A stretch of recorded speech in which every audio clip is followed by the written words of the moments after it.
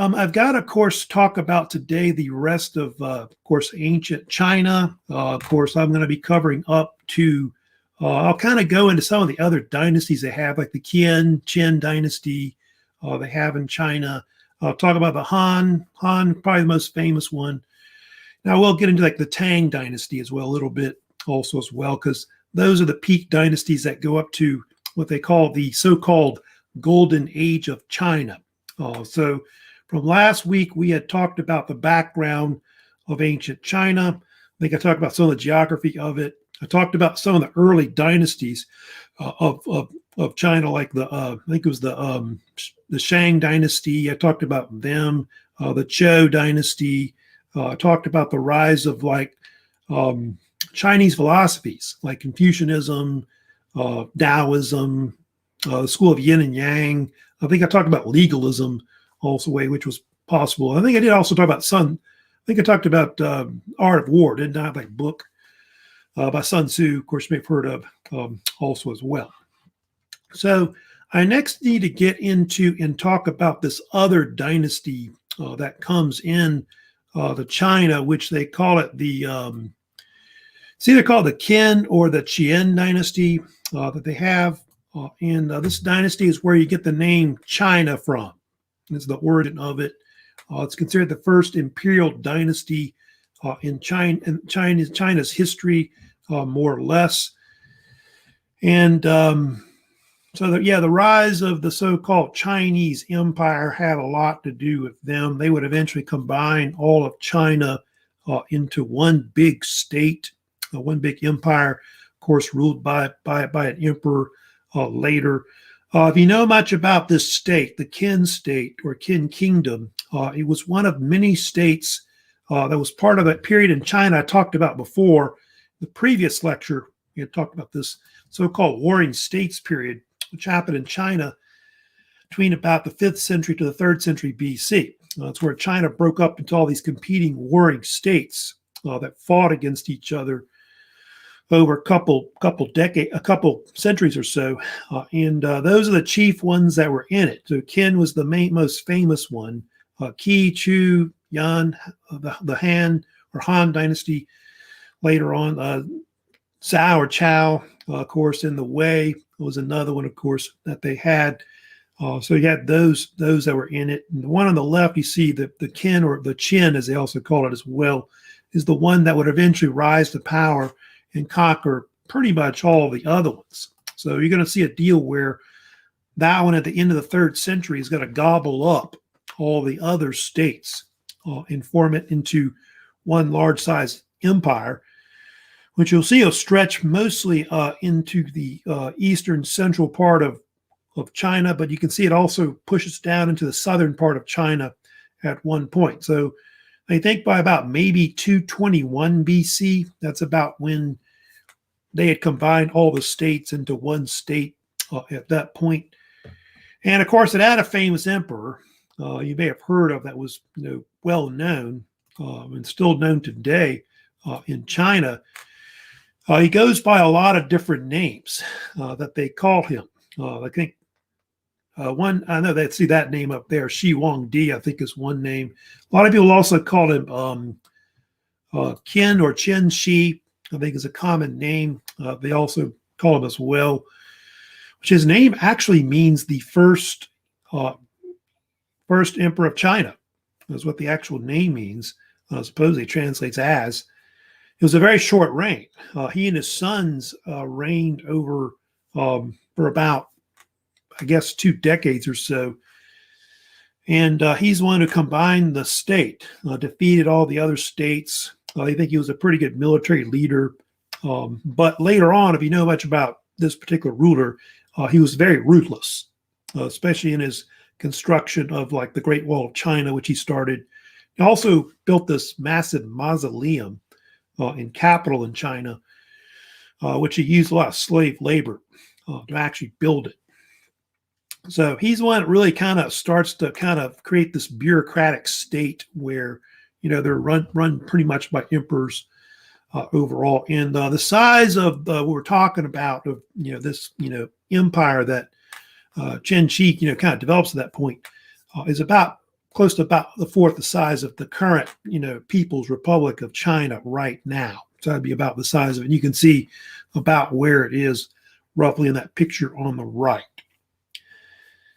I'll get to it later, but he was not very nice to certain people, like especially anybody that was like a scholarly person or educated people. And under him, he actually had scholars burned alive, like Confucianists and so on. Like they burned a lot of books of Confucius. Anybody that had like other philosophies, like Taoism, whatever, he tried to stamp it out. He tried to stamp it out in China. And so he wanted like a very centralized control in China. And he's the one that kind of started the whole legalist movement that we talked about in China previously. Now, the thing he's mostly known for, of course, in China is building the Great Wall of China. Of course, here's the thing about the legalists, if you want to look at that later. We've already talked about that, about legalism.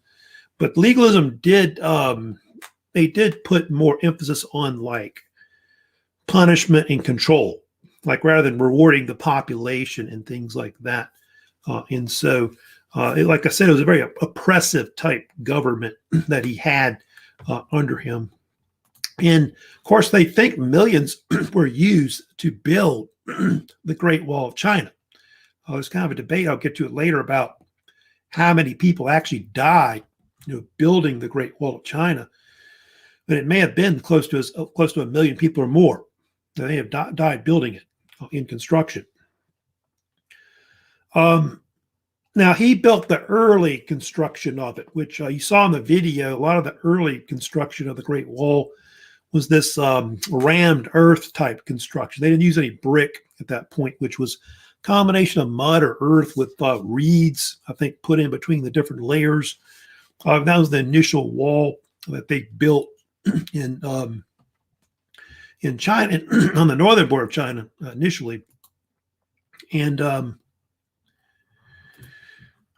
hey, Ashley, good morning.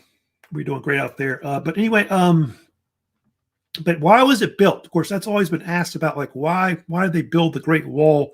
Initially, it was constructed because of the Warring States period. They were trying to block each other.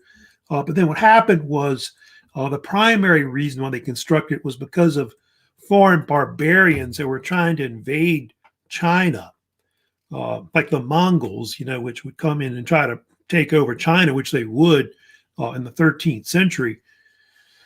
But they had this other people called the Xiongnu. They were considered the first major threat to China, the Xiongnu, which began attacking the northern border of China, they think around the time of Qin Shi Huangdi. And so that's why they initially constructed, to keep these kind of barbarian peoples out. Who were the Xiongnu? Well, the Xiongnu were a type of nomadic horsemen, like they said in the video, that fought with, mostly composite bow, swords, probably spears, also as well. They're not necessarily Mongolian. That's been kind of debated about what their origin of the Xiongnu are. Of course, some believe that they were the ancestors of the Huns that would attack Europe, like when the Romans were around, like the end of the Roman Empire. Like Attila the Hun, heard of him. They think he may have been a descendant of these people. They lived primarily on the Mongolian steppe, which was a region that's kind of between China and Mongolia in the Gobi Desert regions. So that's about where they were. And so the Chinese built this wall to keep them out. It was, like they said in the video, it was like this linear fortress that was built across the northern border to basically block their advancements into northern China and all that. How long's the wall? It's debated, about how long the actual wall is. I've got close to 4,000 miles, at least from where the, I guess the Gobi Desert is to the west and the Yellow Sea to the east. That's about how long it is. But they think they built thousands of walls going back to the Warring States period. I've heard they built as many as like 50,000 miles worth of walls were constructed over, a couple thousand years almost. And so there's different names for it, for the wall, because of, I guess, because of the length of it and all that. Of course, there's different construction periods of it. Like, when we're talking about like 1 million workers dying building, we're talking like over, many, many centuries of construction. We're talking about, because the wall was built up to the time of the Qin Dynasty, which ruled China up to like the early modern times. So there's different names for the wall. Great Wall itself, the name today used, is a modern name. That's why a lot of, like, I guess, foreigners or Westerners came to China. They started calling it that, the Great Wall, and so the name stuck more or less. The Chinese either called it the 10,000 Li Wall, or obviously the actual Chinese name itself is Wan Li Changqing, which I think they mentioned in the video a little bit at the beginning, if you want to go back, which either one of those means long wall of 10,000 or 5,000 kilometer wall would be, I guess, the English version of that, or the translation, because 10,000 li is 5,000 kilometers, roughly. So that's about what it is, which would put it somewhere between like 4,000 miles in length. And so that's about what it is from north to from east to west, across the northern border of China. Yeah, there's other names for it too, like the Chinese Wall. That's been another name that they've used as well. Wall of Death, because there's, they had this theory for years that when a worker would die, they would just bury him in the wall. Is what they would do. I guess he was partially part of the filler, that went into the inside of the wall and all that. Of course, the joke, longest cemetery on earth, has also been kind of used also as well. I don't know if that's really used as a nickname, but some people call it that as a joke. They've never really proven that, though, that there's bodies buried in it. I think they've had studies where people have tried to see if there's people buried in it, but they've never been able to prove that, by the way, about the wall, people being buried in it.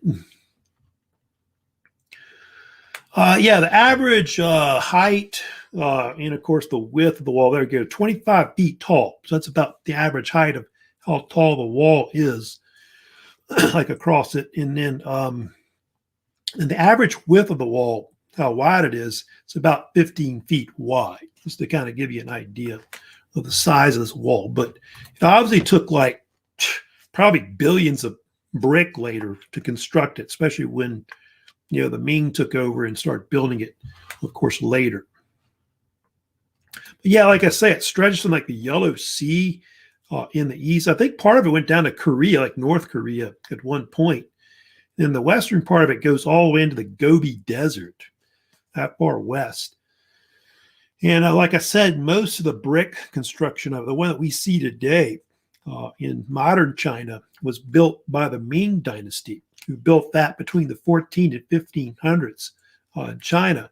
And that was actually constructed to keep the Mongols out, because the Mongols had taken over China. And they had ruled between the 13th and 14th centuries, and they were trying to keep them out from coming back in, of course. And what happened was the Manchu, which were people up in Manchuria, later conquered them. Later called the Qin Dynasty, so they actually call themselves Qing. It's later the Manchu, though. And they conquered all China. And what happened was the Great Wall and all that became obsolete. And so now it's like a big tourist attraction today. And I think the area that's like north of Beijing is like the popular area where everybody goes to like view parts of the Great Wall today. Here's some maps showing you like where the wall was built at one point. But I do have pictures of like that's about where the Ming Wall is, I guess, where it was constructed. So you went from like where North Korea is over here. Yellow Sea pushes over north of Beijing, Juyong Pass, which I think is one of the most famous parts of it, which is right here. And you can see it pushes westward all the way, of course, into like the the Gobi Desert, where Mongolia is up there, all that. And so that shows you where most of it is, more or less. I do have pictures of it also as well. You'll notice, of course, it's got these watchtowers that they built on it, where they would house troops in there. So that they would use that to guard part of the actual wall itself. So if somebody tried to breach the wall, they could then run and try to stop them, basically. Also, if there were troops that were attacking on the outside, I don't know if you notice these little holes that are kind of peppered in it. They actually would drop bombs out of there to blow people up, like grenades or big sized bombs. So use of gunpowder and stuff like that the Chinese had, and so that's what that was for. And they also have like cannon and other things. And I think they say they would have like some of the land down there would be booby trapped. They have like mines and stuff where if you walked on a mine or a horse hit a mine, it would blow people up and stuff.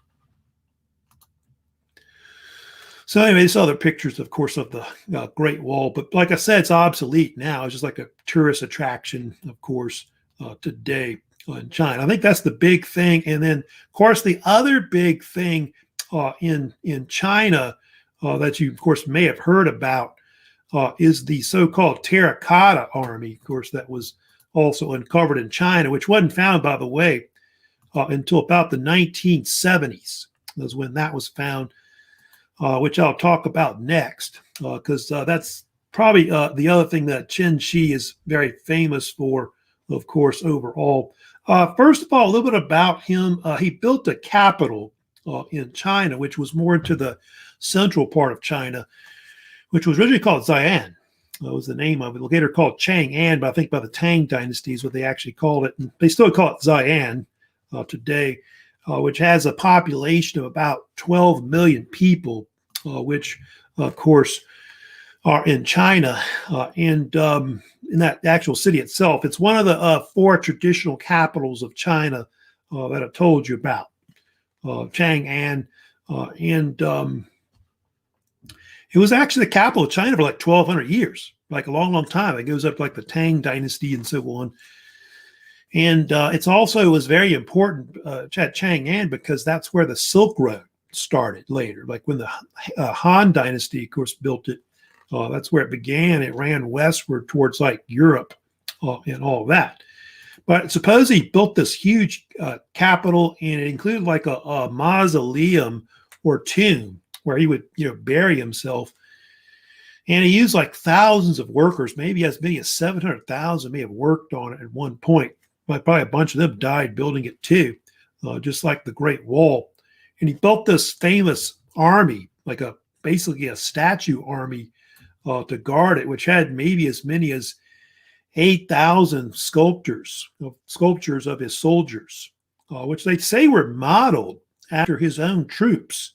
He actually has men pose for the actual statues. They're called terracotta because it's made out of a type of clay, I think, called that terracotta clay or pottery or something they called it. And so hence the name being used. And also included, you see chariots were involved with horses, had horses, I guess, hooked up to them as well. And so kind of depicts his armies, like the size of it or whatever, or part of it. I think they're supposed to guard his tomb in the afterlife or something like that. It was hence the reason for it. He had it buried, and a lot of the workers that worked on it, some of them like that do some of the best secrets about it, were supposedly buried alive in it, so they couldn't get out or something like that. And he actually built a model of the city inside of it, not just the soldiers, but he had this like mock-up of his city that was built in it. It included like some kind of lake of mercury in it that was kind of toxic to, I guess, keep people from going into it. It was found by some farmers in the 1970s, actually dug it up. And so now it's a big tourist attraction, today. And like I said, he was very ruthless. I told you about legalism, right? That was the kind of government that he began to kind of develop, which legalism was a type of Chinese philosophy where they believed in like a centralized government or bureaucracy with a powerful ruler, which would, I guess, be the emperor. And one thing that the Qin Dynasty developed that was new in China was they created these new bureaucrats that ran the government that were called eunuchs. I don't know if you know what a eunuch is, but a eunuch is like a castrated man And if you know what a castrated person is, hopefully. And so they use these men to run the government. And I think the other states did that, like Japan, I think had that too also as well. You see a lot of these people like eunuchs, like running a lot of the different dynasties later on their government. But like I said, I think I talked about how he had banned, like, I think the only thing they could allow under him was medicine or agricultural stuff, like farming, like books on that. But anything else, any other kind of book, they burned it. They even had, like I said, I told you, like they buried people alive that were kind of that he thought were a threat to him, basically. Here's more pictures, of course, of the terracotta soldiers. I've got some that are, a little better for you to look at, which are right here. I don't know if you know the openings in their hands, but supposedly when they found it, they actually had still the weapons or swords in their hands. I think they said even some were kind of sharp still, believe it or not. So, yeah, each of them maybe look a little different. You can see this guy don't look like this guy, and so on. So it's obviously that they may have been modeled after actual real people. Here's you can see a larger picture of how they found it, I guess, when they unburied it. You can see some horses over here as well. Right, now I next need to get into and talk about the Han Dynasty as well that comes in. The Han is a dynasty that would conquer the Qin or Qin Dynasty, because the other one was, they were kind of ruthless, very short-lived dynasty. They got overthrown, they think, around 206 BC. They think that begins what they call the so-called Golden Age of China, which lasts close to about maybe 800 years or so. Goes up like the Tang Dynasty. And was founded by this commoner and also a Chinese general named Liu Bang, or Pang, it's pronounced different ways. But he overthrew the Qin Dynasty and through some kind of almost like a revolution of some type, or coup d'etat. And he seized power, and he became the first emperor of the Han Dynasty, which would be around for close to about 400 years. In fact, the Han Dynasty, which I spelled wrong there, is considered to be one of the longest reigning dynasties in Chinese history. It's one of the longest. And it's usually pronounced Han, H-A-N, Han, not hand. Later, the Chinese called him Emperor Gao Su, which means high founder. I think it's one translation of what it means. And then some people call him Emperor Gao Su of the Han, I think is another name. And where does the name Han or Han Chinese come from? The name, it's actually named after a river called the Han River. That's how the name came about. A little bit about the Han Dynasty. Now, a few things about it that's well known. One thing, of course, which is famous, the Han were one of the first to bring in Confucianism, legally, and it became a part of the state. So they always talk about that. So they took a lot of Confucius' ideas and began to adopt it into Chinese society, in the government, etc.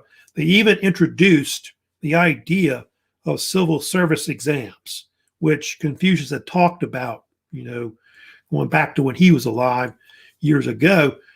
And so they did this to kind of base a lot of the, people they hire in the government on merit, rather than maybe who they know or patronage, etc., which sometimes, creates corruption and so on.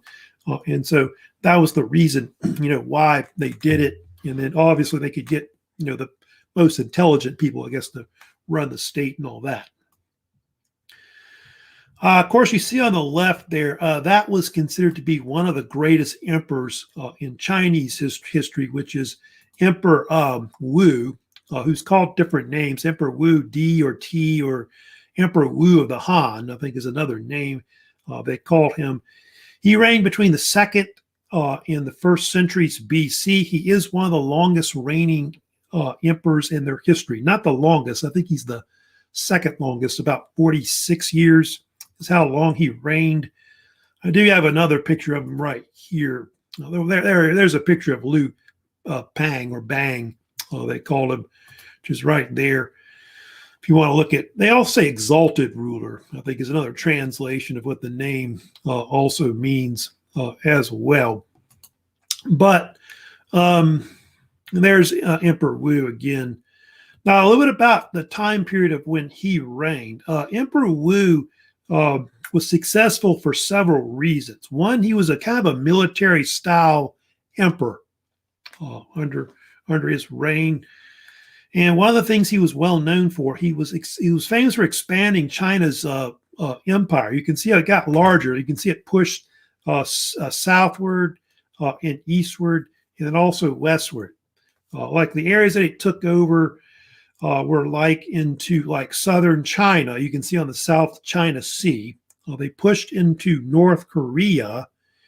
Oh, and they also pushed, you can kind of barely see it, but they did push into, they think, the northern part of Vietnam, northern Vietnam, or later North Vietnam and Vietnam today.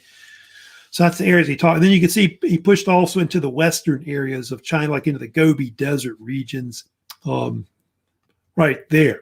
So, and one thing he was famous for, of course, Emperor Wu, was he was very successful against the Xiongnu, who I talked about before, those famous Mongolian steppe barbarians that were pushing into the Chinese Empire.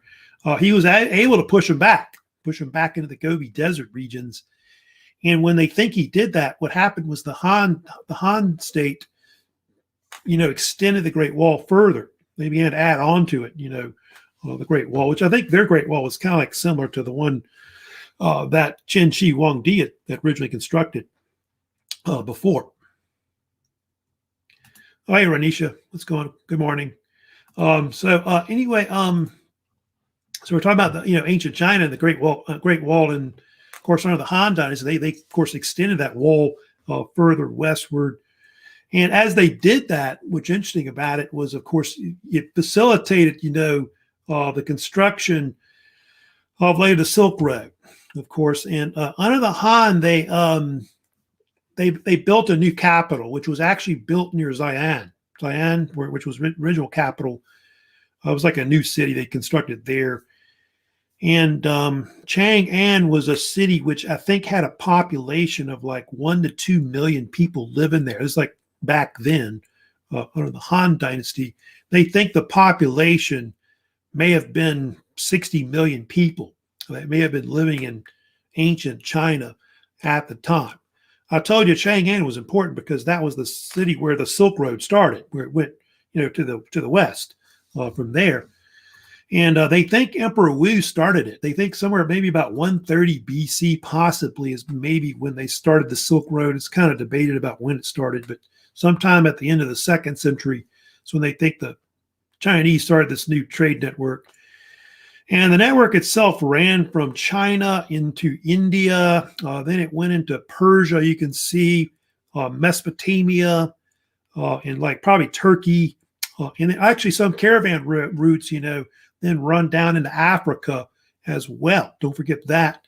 And then extending into Europe, as far as like Constantinople, maybe linking up with Rome, they think as well.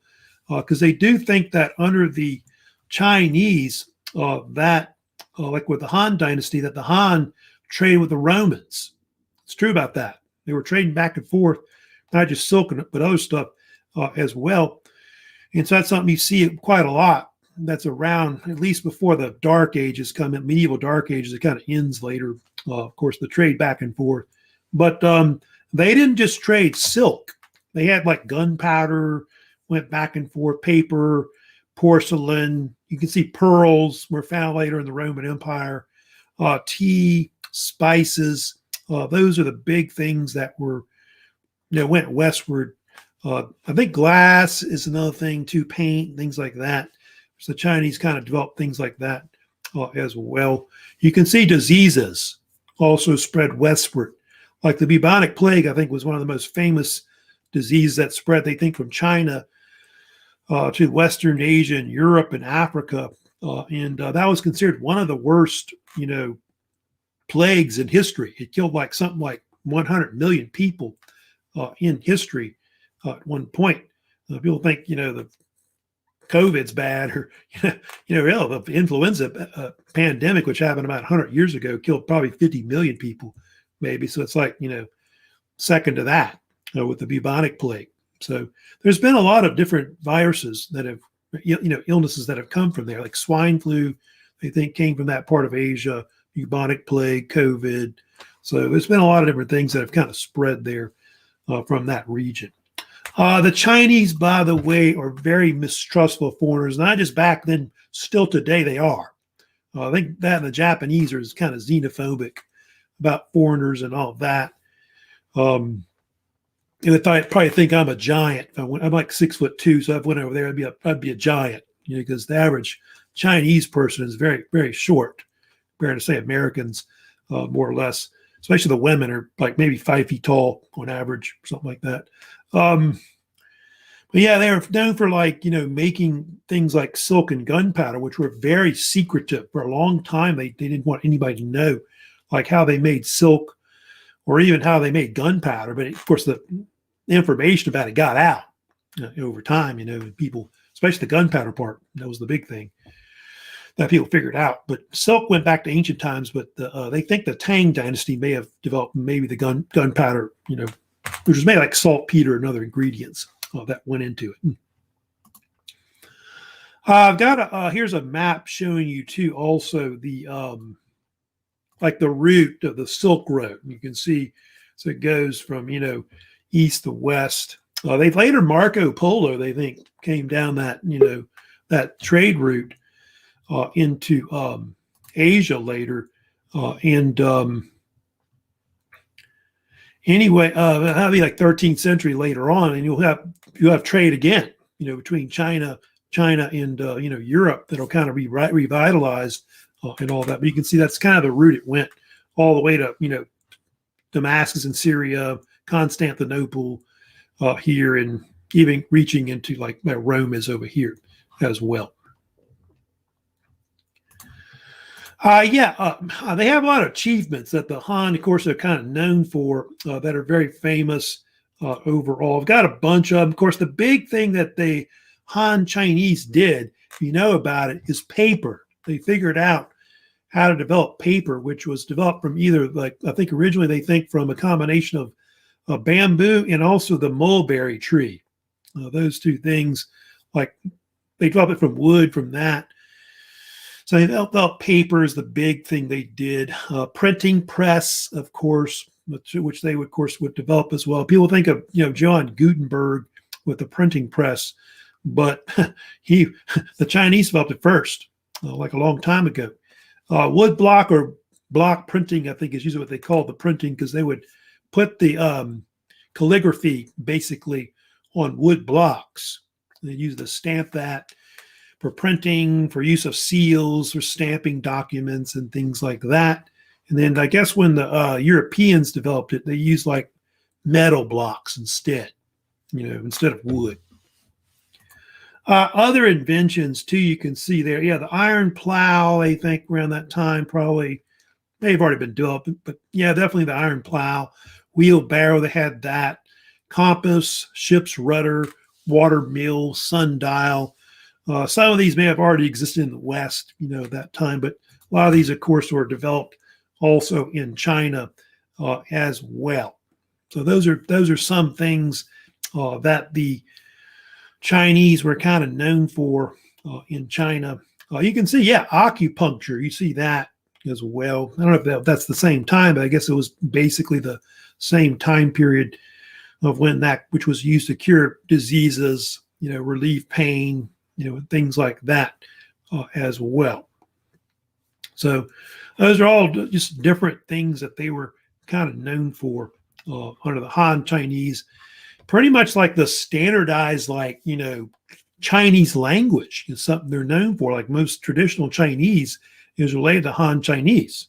Like a lot of the dictionaries they develop will be like the basis of later the Chinese languages or dialects later, like Mandarin and so on. It goes back to them.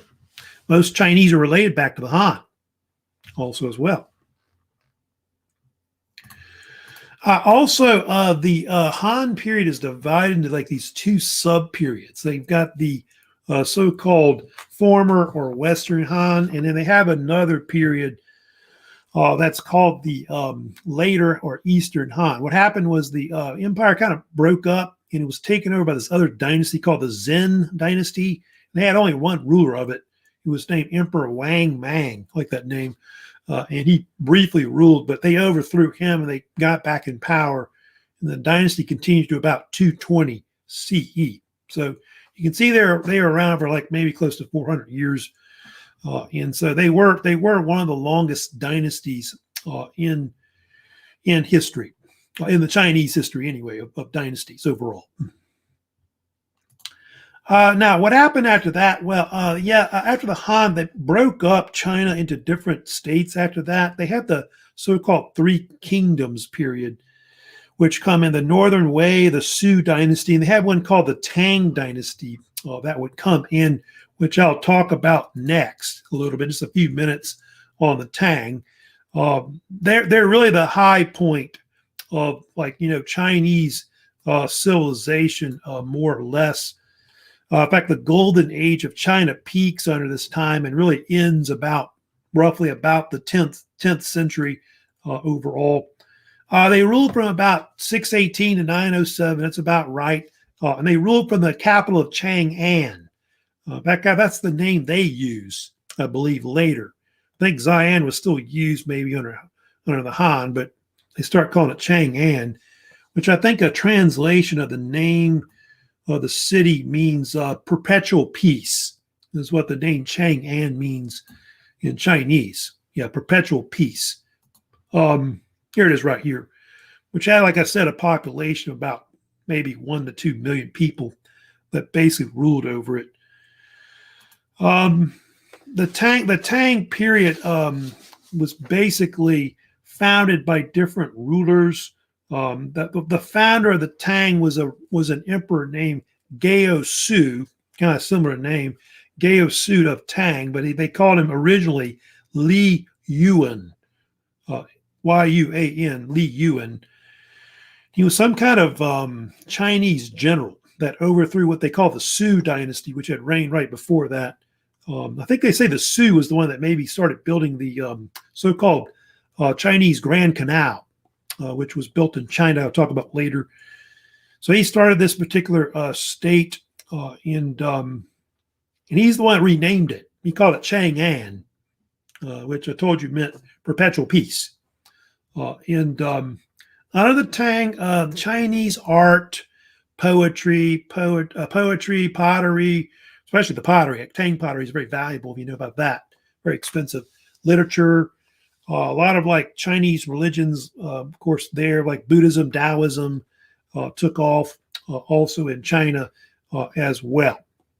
So all that kind of occurs under that particular ruler. You start seeing that. And he, of course, would reunite China as like one large empire pretty much under him.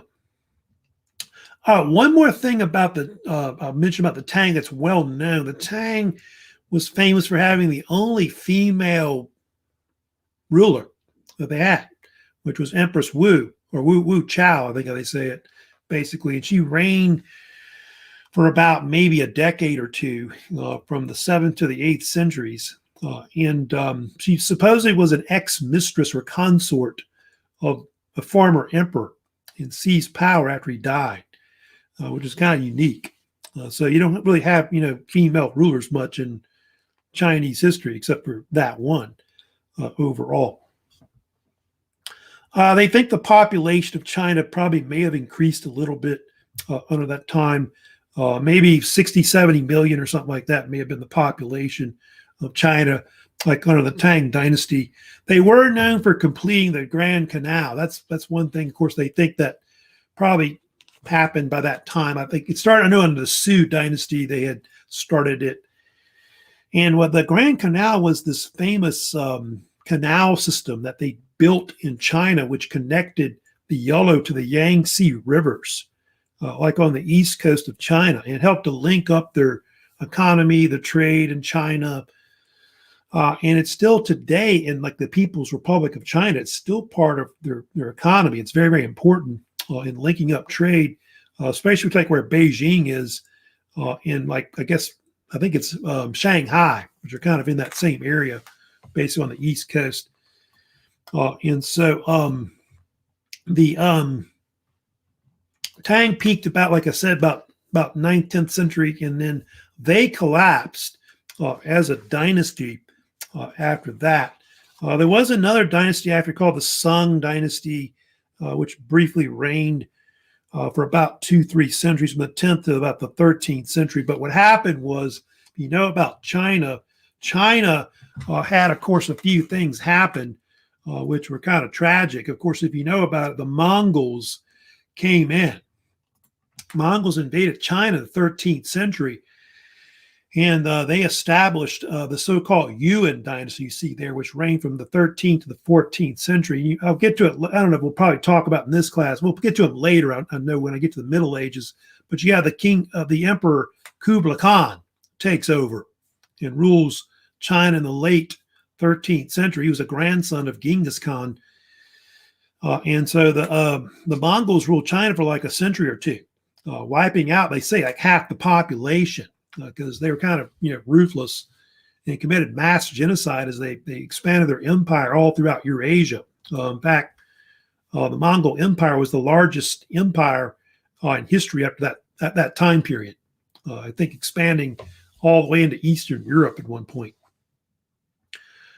They have later dynasties in China, like they have the Ming Dynasty, which comes in the 14th century, which overthrew the Mongols about 1368. You can see they reigned for not quite 300 years, but they reigned up to the 17th century in early modern China. And the Ming were the ones I told you that built the bulk of the Great Wall of China, the brick and stone edifice, of course, that's there today, which they built that to block the Mongols from coming back in. But what happened was in 1644, due to like internal conflict and revolution in actual China, they were overthrown by the Manchu, which were Chinese peoples that were in Manchuria. They came in and took over. They call themselves either the King or the Great Qin Dynasty, is what they dubbed themselves. They reigned till 1912. And the last emperor of China, by the way, stepped down in 1912 because what happened in China was that China was overthrown by Republican forces that wanted to take over the state. You may have heard of Sun Yat-sen. He was the founder of like the Republic of China, which would, of course, follow after that. Which China was a republic. Republic of China should be. From 1912 to 1949, there will be a Republican state. You may have heard of Chiang Kai-shek, who was one of their most famous rulers around World War II, who fought the Japanese when they invaded China. And then later, now you have, of course, the Socialist Republic, which is the People's Republic of China, of course, is the common name, of course, for the modern Chinese state, which was founded in 1949 by the communist Mao Zedong. Mao Zedong, of course, who took over China and all that. But anyway, that's basically the basic history of ancient China. I'm not really going to go into like the medieval modern China. I will come back later when I get to talking about, of course, medieval times. I'll kind of talk about the Mongols and all that, how they come into China. I'll kind of get to that later and mention that in the future. But that's pretty much it for my lecture on ancient China. Now, this week and next week, I'll be moving on to talk about ancient Greece. I'll get into talking about the history of ancient Greece, primarily getting into on Wednesday about the early, but they call it the Greek Bronze Age or Aegean civilizations. I'll talk about the rise of the Minoan culture, also the Mycenaean culture, which is famous for the Trojan War period, if you know about that. So I'll get into that next and all that. So I'll think about a quiz on this section right now, but we've got this quiz on India right now, which is kind of a problem. So y'all need to finish that first and get that out the way before I give you any other assignments right now. So before I go, I want to remind you, don't forget vocabulary is due next Friday, not this Friday, but next Friday, which I think I told you that's going to be on the March, looks like March 19th, I think is the date of when that's going to be due. And then the new India quiz is, of course, up, which is due Friday. So try to get that done, of course, by the end of the week. And I have finished midterms. So, if anybody, wants to send me any, I guess if you need something made up, you better send me a quick email today. If you need something made up or whatever. But a lot of those midterm grades have already been uploaded pretty much right now. So if you got any comments, questions about this lecture, let me know. Of course, send me whatever kind of questions, comments you got overall. And I'll see you on Wednesday, of course, for my next lecture on, of course, ancient Greece. Hope y'all have a great week. Hope y'all keep busy, keep going. We only got 7 weeks left, I guess, of school. So I'll see y'all, of course, on Wednesday. So take care. See y'all later.